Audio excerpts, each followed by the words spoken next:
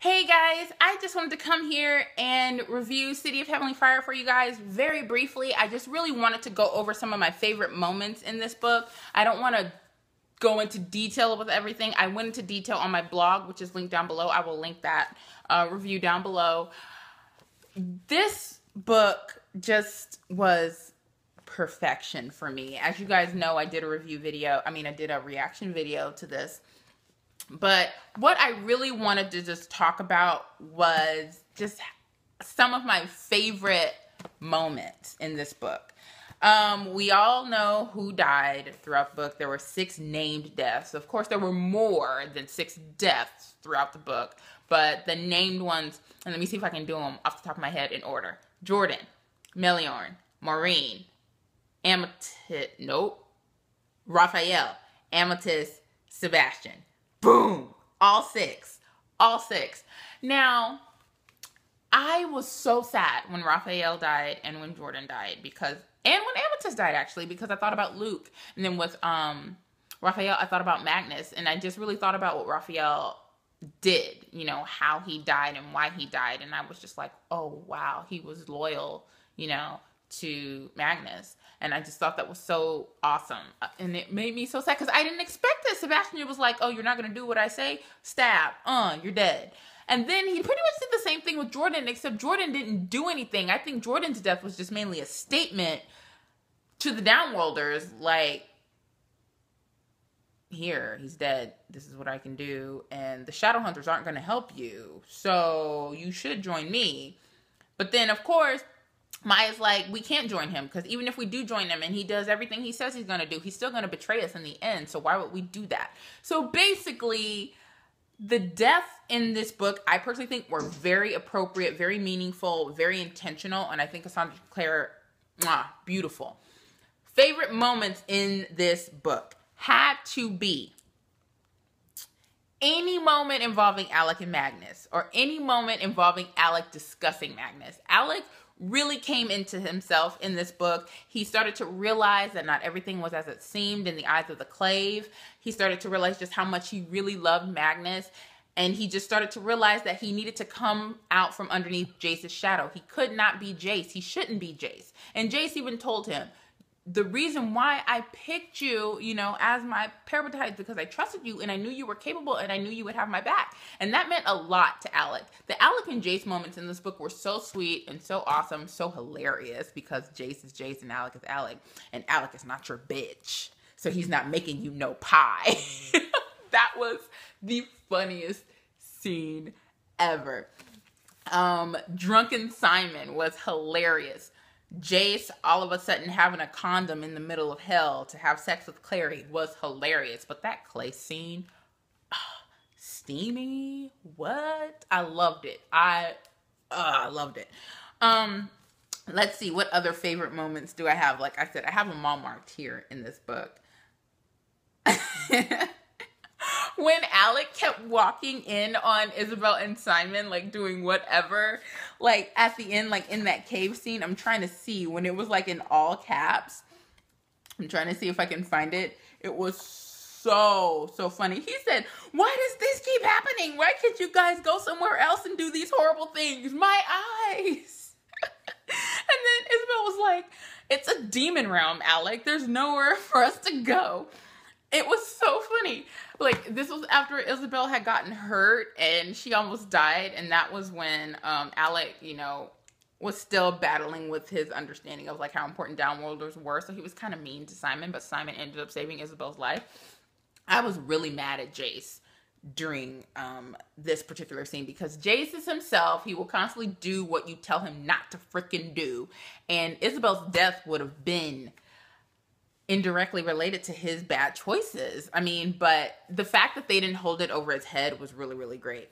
Now, another favorite scene was when Jace had got engulfed in the heavenly fire and he just laid down and he was like, I'm just gonna die here. This is the end of it. And then Clary was like, no. And she came in and she just like absorbed the fire and was like, look, no, I love you. Trust me. I have a plan. I can do this.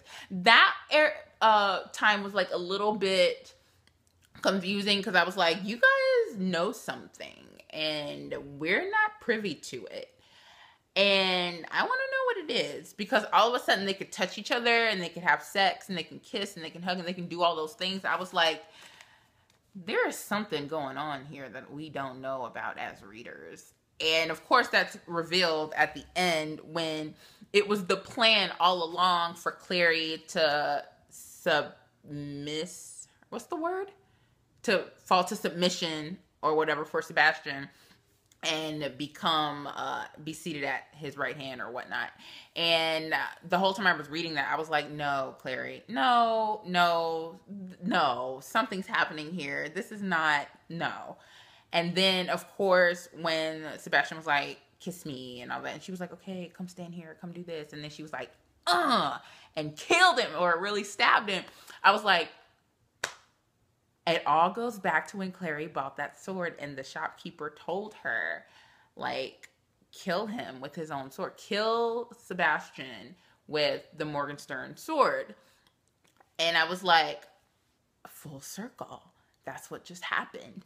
And the sword absorbed all of since the sword had like heavenly fire and whatnot in it, the sword ended up absorbing and killing all of the demon soul that was in Sebastian, and he became Jonathan.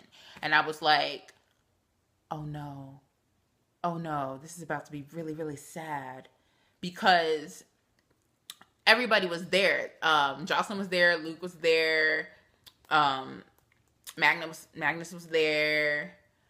You know, everybody was there. And I was just like, oh no, they're going to witness Jonathan dying.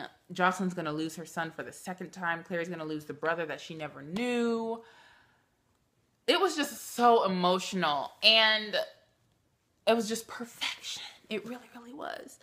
And so then, at the end, when they're like, okay, we have to go home now. And then Magnus is like, or Jonathan even, I think, was like, there's no way out. We're stuck here. And Magnus was like, wait, there's one way to get out, but it's dangerous and it might not go the way you guys think. I have to call my father. And his father, Asmodeus, I think, wanted Magnus to sacrifice himself in order to let them go free, which is an asshole move. And so Magnus was like, sure, I'll sacrifice myself. And then Alec was like, no, I just got you back. Like, we're in love and we forgave each other. And what's going on? I don't know why I'm speaking so fast. I'm sorry, but I'm just really, really excited. This book was so good. Okay. And so then Magnus was like, I have to. You guys have to get out. I love you, blah, blah, blah, blah, blah. And then Simon, sweet, beautiful, beautiful Simon, decided to sacrifice himself instead. And Asmodeus was like, ooh, you're a daylighter. I want you and your powers and your freaking memories. So you aren't going to remember anything about the Shadow World. You're not going to remember Clary, which Clary would be losing her best friend. You're not going to remember Isabel. Isabel will be losing her lover. You're not going to remember anybody. And I was like, oh my gosh. I think that's even worse than dying. Like, can you imagine like losing somebody because they don't remember you, not because they're gone? Like, you can practically see them every single day. Like, that was rough. And so that's what happened. Simon sacrificed himself. He was no longer a vampire. He was just a regular mundane, and he couldn't remember the Shadow World or anything. And so they go back through the portal. And, oh my gosh. That was my favorite, my holistically favorite moment in this book, was the very, very end, before the epilogue. Because I was just like, whoa. It was just emotionally intense. The epilogue was perfection. It was just all written so well. Like I said, I'm not going to hash through the entire book because I don't need to. You guys have read it. You know what's going on. And if you haven't read it, why are you listening to me? What's going on with you? I do want to say, though, that some people felt that Cassandra Clare played it a little bit safe with this book, and I don't agree with that at all. Me, personally speaking, life after death is really, really, really, really hard. It is harder to live on than it is to die. Death is easy. I'm sure you guys have heard that saying before. Everyone who survived, none of the main characters died, really, no. And a lot of people were upset about that. But I thought it was perfect because it depicts reality a lot of times. The main character doesn't need to die in order for it to be a tragedy. The main character doesn't need to die in order for the story to have meaning and for it to be more authentic. Like, these characters have suffered. They're going to suffer for the rest of their lives. There are going to be scars unseen and seen from the battles and the mental and the physical battles that they've encountered throughout this book.